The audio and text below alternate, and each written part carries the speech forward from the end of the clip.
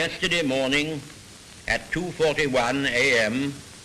at General Eisenhower's headquarters, General Jodl, the representative of the German High Command, and of Grand Admiral Dönitz, the designated head of the German state, signed the act of unconditional surrender of all German land, sea, and air forces in Europe to the Allied Expeditionary Forces and simultaneously to the Soviet High Command.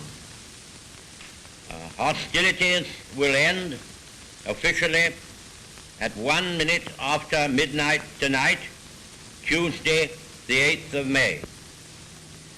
But in the interest of saving lives, the ceasefire began yesterday to be sounded along all the fronts. The German war is therefore at an end. We may allow ourselves a brief period of rejoicing. Today is Victory in Europe Day. This was the moment we'd all been waiting for. Enormous crowds had gathered outside the House and all over the centre of London to hear the end of the war in Europe officially announced by the Prime Minister. True, VE Day had been anticipated by the people of London, who'd done a bit of unofficial celebrating the previous evening. But this was the real moment, and this is how Winston Churchill ended his broadcast. Advance Britannia! Long live the cause of freedom! God save the King! After the Premier had repeated his announcement to the House of Commons, the Speaker led a procession of members, headed by Mr. Churchill and Mr. Greenwood, across to St. Margaret's for a Victory Thanksgiving service.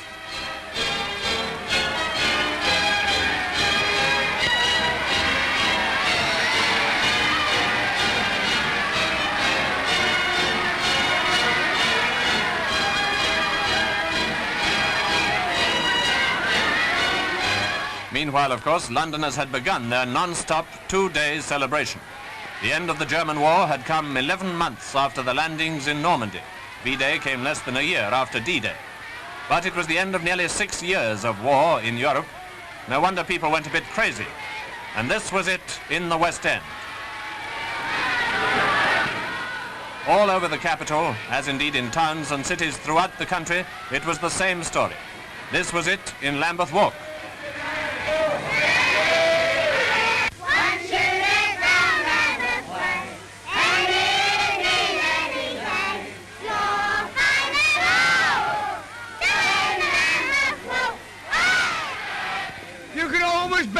When the Lambeth people are about, there'll only be one winner. That's the Lambeth people will fight anybody in the United Kingdom or outside the United Kingdom.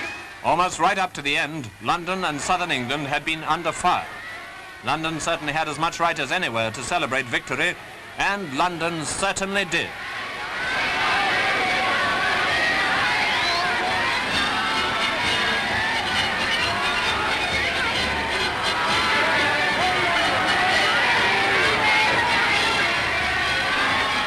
Naturally, approaches to Buckingham Palace were almost continually jammed. Vast crowds outside the palace cheering and waiting, and when the royal family appeared first by themselves and later with Winston Churchill, how they cheered.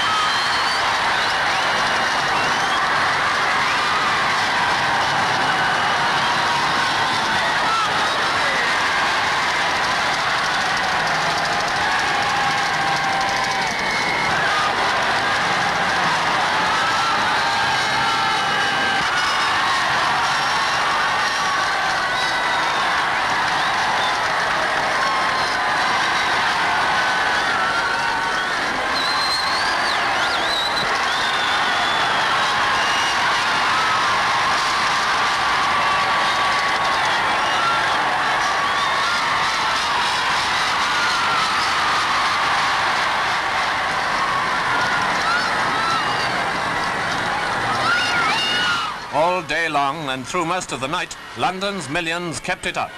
The real lights of London were not yet on, but that wasn't going to stop the celebration for a second. Everyone realized perfectly well that although the German war was over, the Japanese war was not. But for 48 hours at least, rejoicing was off the ration.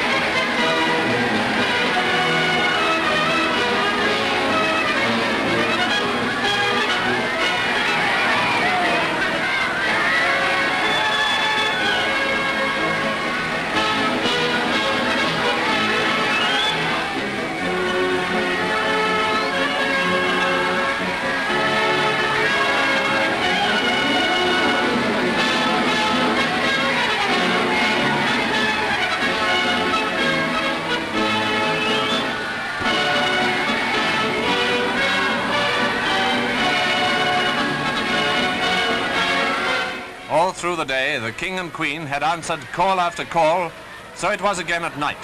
Thousands upon thousands went to the palace, for this is a way we have in Great Britain. The family and the head of the family rejoice together. It was at 9 o'clock on VE Day that the King had broadcast his message to the people of Britain, the British Empire, and the Commonwealth of Nations. Today, we give thanks to God for a great deliverance.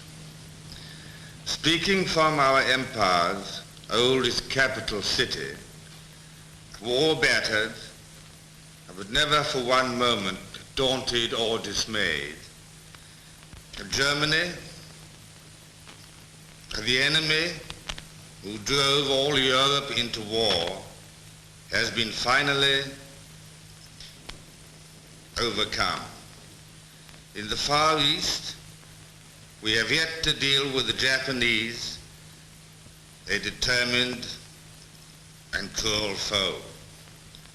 The Queen and I know of the ordeals which you have endured throughout the Commonwealth and Empire.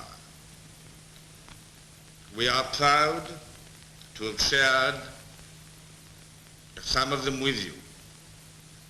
And we know also that we shall all face the future together. In the hour of danger, we humbly committed our cause into the hand of God. And he has been our strength and shield.